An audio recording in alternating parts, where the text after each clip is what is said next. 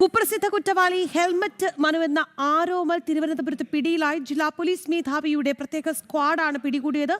വർക്കല ഐരൂരിൽ വിവിധ ക്രിമിനൽ കേസുകളിൽ ഇയാൾ പ്രതിയാണ്. വിവരങ്ങളുമായി കെ ബി ശ്യാമപ്രസാദ് ചേരുകയാണ്. ശ്യാമ, ഇയാളെ എവിടെ നിന്നാണ് പിടികൂടുന്നത്? എന്തായിരുന്നു ഇയാൾ ഏതൊക്കെ കേസുകളിൽ പ്രതിയാണ്? ശ്യാം,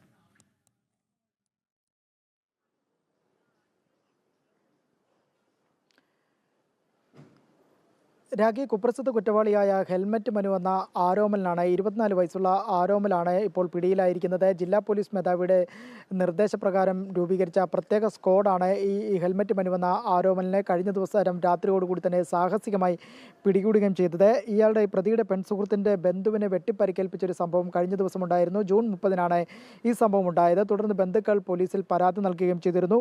നിലവിൽ ഈ ആരോമലിനെതിരെ നേരത്തെയും കപ്പ നടപടിക്രമങ്ങൾ ചുമത്തിയിരുന്നു. ഇതിൻ്റെ പശ്ചാത്തലത്തിലാണ് കപ്പ 3 തുടർ നടപടികൾ എന്നോണമായി ഇതിൻ്റെ ഭാഗമായി ചുമത്തിക്കൊണ്ട് തന്നെ ജില്ലാ പോലീസ് മേധാവിയുടെ നേതൃത്വത്തിലുള്ള പ്രത്യേക അന്വേഷണ സംഘം പ്രതിക്കായി ഊർജിതമായ തെരച്ചിൽ ആരംഭിച്ചത്. ഇതിനിടെയാണ് വർക്കല ഐരൂരിൽ നിന്ന് ഇന്നലെ രാത്രിയോടുകൂടി തന്നെ പോലീസ് സംഘം സാഹസികമായി ഈ ആരോമലിനെ പിടികൂടുകയും ചെയ്ത് കുപ്രസിദ്ധ കുറ്റവാളിയായ ഹെൽമറ്റ് മനു എന്ന ആരോമലിനെ പിടികൂടുകയും ചെയ്ത് ഇയാൾക്കെതിരെ നിരവധി ക്രിമിനൽ കേസുകൾ കൂടി വിവിധ പോലീസ് സ്റ്റേഷനുകൾ, വർക്കലയുടെ വിവിധ പോലീസ് സ്റ്റേഷനുകളിലെല്ലാം തന്നെ നിലവിലുണ്ട്. ഐരൂരിൽ മാത്രം പോലീസ് സ്റ്റേഷനിൽ മാത്രം പോലീസുകാരെ വിവിധ കേസുകളിൽ ആക്രമിച്ച സംഭവത്തിലും ഇയാൾ പ്രതിയാണ്. എന്തായാലും കപ്പ 3 തുടർ നടപടി എന്നോണമാണ് ഇയാളെ ഇപ്പോൾ പോലീസ് പിടികൂടിയിരിക്കുകയും ചെയ്യുന്നത്.